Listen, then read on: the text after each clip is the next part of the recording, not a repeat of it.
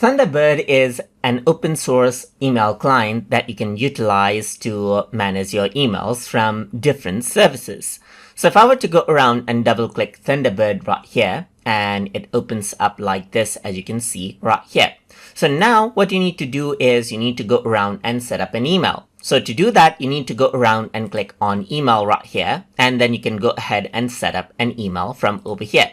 If you don't see that out, then you can go to account settings right here, just like this, and then go around over here onto account actions, and then add a mail account around over here as well. So let's just go around and name this as DigiTube right here, just like this, and I'm just going to go around and name it as DigiTube channel.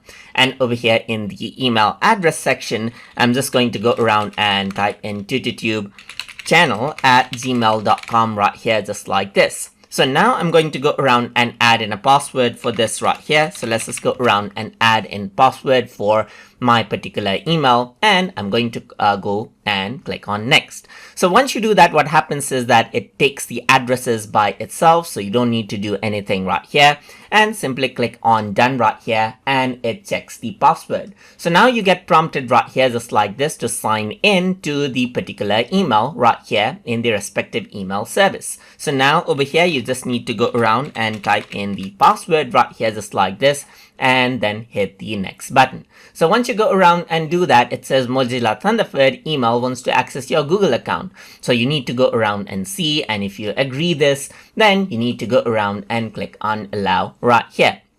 So once you go ahead and do that, the email setup is done. The account is successfully created right here, and you can go ahead and connect out the address books, the calendars, and everything out right here. So let's just go around and connect the address book right here and connect all the calendars as well, and click on finish. So once you do that, everything gets connected right here, just like this, including the calendar and everything out right here, and you will be able to access out your email and everything right here, just like this, as you can see right here.